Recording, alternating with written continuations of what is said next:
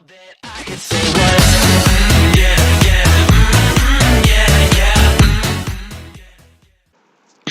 Children. आज हम लोग सीबीएसई ई जोन में करने जा रहे हैं क्लास 12 की इंग्लिश की बुक विस्टास का chapter on the face of it.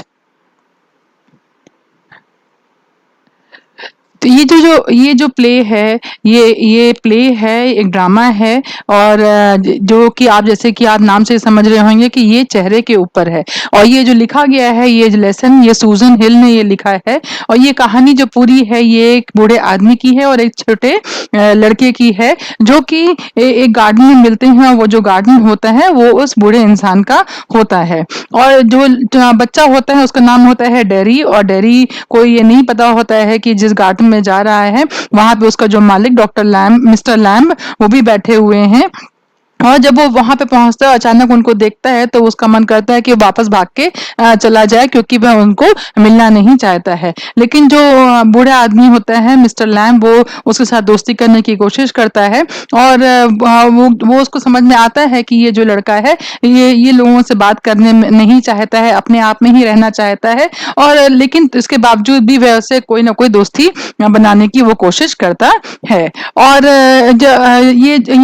जो प्ले होता है, ये इसकी जो स्टार्टिंग होती है, इसमें ये दिखाते हैं, ये बताते हैं कि जो डेरी है, ये एंटर करता है गार्डन में। और गार्डन में जबकि दरवाजा खुला हुआ होता है, गार्डन का गेट पूरा खुला हुआ होता है, तो भी ये गार्डन की दीवार को लांघ के ये आता है।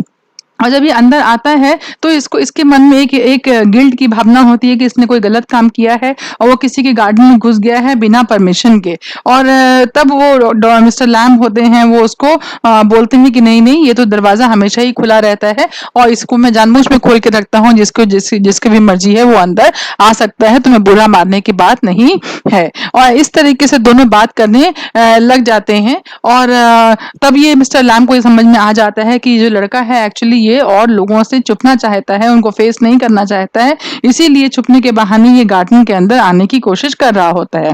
वो देखता है कि डेरी का जो चेहरा होता है वो जला हुआ होता है एक तरफ से। और उसको बातों बात में पता चलता है कि ये जो जला हुआ चेहरा है, ये एक्चुअली एक एसिड एक्सीडेंट हुआ होता है, जो उसके चेहरे पे गिर जाता है। और उसके कारण उसके एक तरफ का चेहरा बहुत ही पूरा झुलस जाता है। और जो मिस्टर लैम्ब है, ये देख सकते हैं कि इस हादसे के बाद जो डेरी है, डेरी के मन में बहुत ही कटुता आ गई है। वो अपने आप को बहुत अकेला फील करता है और डिप्रेस भी फील कर रहा है। और उसको ये समझ में आता है, ये वो बच्चा ये महसूस करता है। और वो खुद भी अपने आप को जब अपना चेहरा देखता है तो वो डर जाता है। उसको ये भी लगता है कि दूसरे भी जब लोग देखते होंगे तो वो किस तरीके से महसूस करते होंगे और वो क्या सोचते होंगे। और लोग उसको देख के, जब उसको देखते हैं, तो कोई भी लोग उसको देख के नॉर्मल तरीके से बिहेव नहीं करते हैं। और उसको पता होता है कि क्योंकि मेरा जो चेहरा है वो पूरा बदसूरत हो चुका है, इसलिए लोग मुझे देखकर एक अलग ही निगाह से मुझे देखते हैं।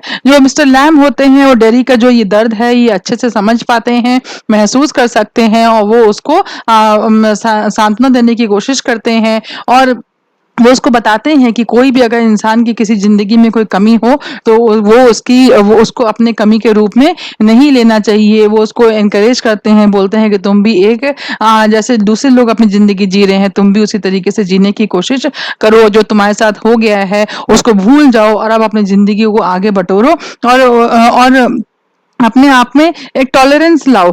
जो लोग तुमको जो अलग अलग तरीके से अगर देखते हैं, जो इनडिफरेंट बिहेवियर रखते हैं या फिर बुरा व्यवहार रखते हैं, तो उसको किसी तरीके से अपने दिमाग में बसने नहीं दो। और अपने जो अंदर की जो ब्यूटी है, अंदर की जो खूबसूरती है, उस पर ध्यान दो। और वो इस तरीके समझाते हुए उसको ब्यूटी एंड बीस्ट की कहानी समझाते हुए बोलते हैं किस तरीके से ब्यूटी जो होती है वो बीस्ट से इम्प्रेस हो जाती है।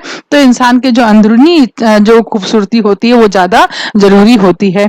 और वो बातों बातों में ये भी बोलते हैं कि जैसे फ्लावर्स ग्रो करते हैं, तो फ्लावर्स के साथ वीड्स भी उसी जगह पे ग्रो कर देते हैं।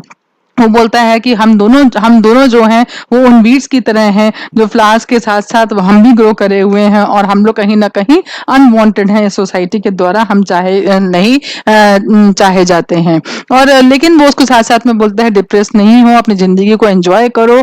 और वो बोलता है देखो मुझे भी लोग मजाक उड़ाते हैं, मुझे भी अलग अलग तरीकों से नाम बुलाते हैं, मुझे ये लोग लेमी लैम्ब बुलाते हैं, क्योंकि देखो मेरा तो एक जो पैर है वो टिन का है, नकली पैर है हमारा, मारा। और ये जो वॉर में जब हम लड़ने के लिए गए थे वॉर में, तब ये मेरा एक पैर बॉम्ब के कारण मेरा उड़ गया था। तब से मैं यहाँ पे नकली पैर लगाता हूँ और लोग मुझे देखकर कई कई बातें करते हैं। वो उसको बोलता है कि तुम्हें अंदर इतनी ताकत लानी चाहिए, इतनी स्ट्रेंथ लानी चाहिए, और ये तुमको ताकत कहाँ से आएगी जब तुम दूसरे लोगों को देखोगे और देखोगे कि तुम ही अकेले नहीं हो, बहुत सारे लोग जो जिंदगी में हैं, जो जिनको कोई ना कोई परेशानी जिंदगी में है।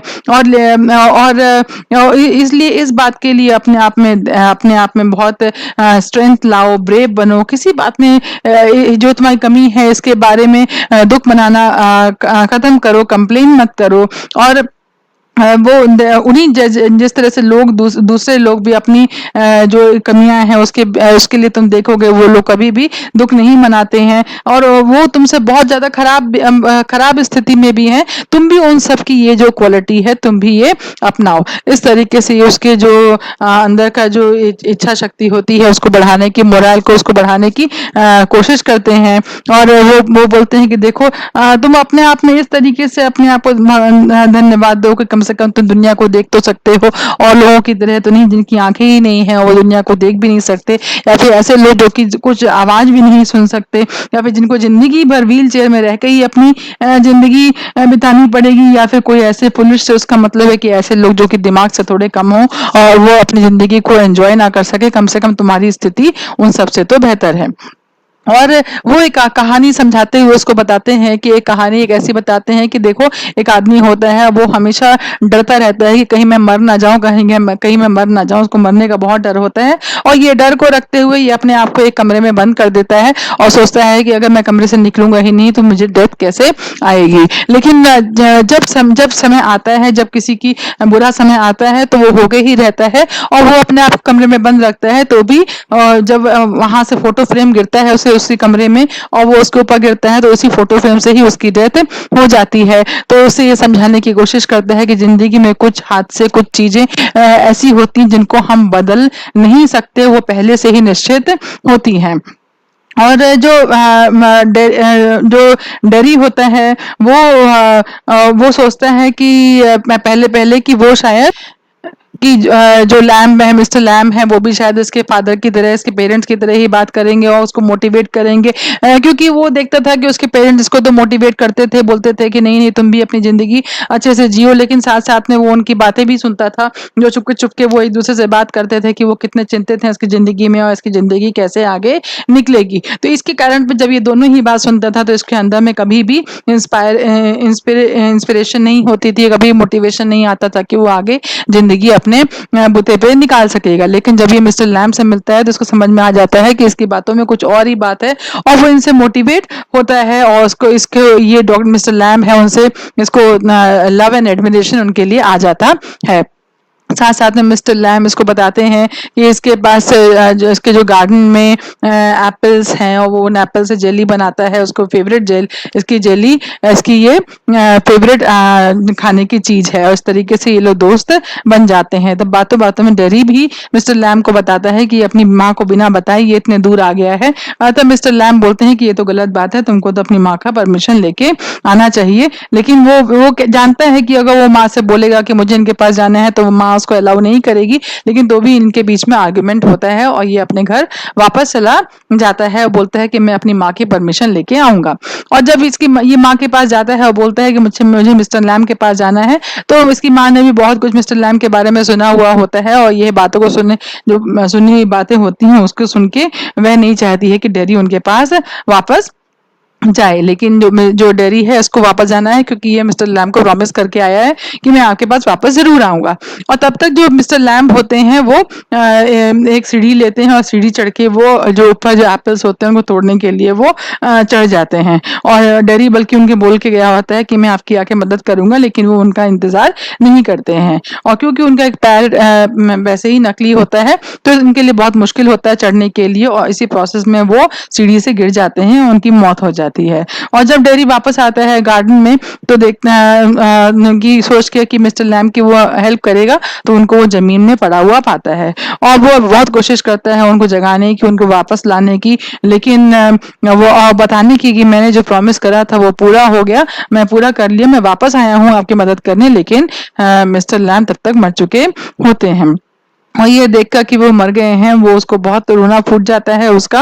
और उसको उसको ये पता होता है कि एक इंसान है, उसने इसके अंदर ऐसी शक्ति दी है, ऐसी स्ट्रेंथ दी है, ऐसी बातें बोली हैं जो आज तक किसी ने भी शायद नहीं बोली थी। और इसीलिए उसके मन में उसके लिए उनको बहुत ही दुख और दुख होता है, और वो उनको बहुत उनके जाने पे उसको बहुत ही ज्यादा महसूस होता है। तो ये जो कहानी है on the face of it, ये कहानी है, बताता है कि हम सबके जीवन में कहीं ना कोई कमियां होती हैं। ये इसकी जो कमी है या फिर मिस्टर लैम की जो कमी है वो तो दिखती है, लेकिन हम लोगों के अंदर भी बहुत सारी कमियां होती हैं। तो हमको अपनी जो कमियां हैं उसके साथ लेकर आगे बढ़ना चाहिए। उससे हमको हमको अपनी जो अच्छी चीजें हैं उन पे हमको फोकस करना चाहिए, ना कि अपनी कमियों को सोच के कि अगर हम बोले नहीं मेरा फ्रेंड तो बहुत इंटेलिजेंट है, मैं तो नहीं हूँ, लेकिन आप में जो अच्छी बातें हैं आप उस पर फोकस करिए, उसमें अपने आप को अपनी कला को निखारिए।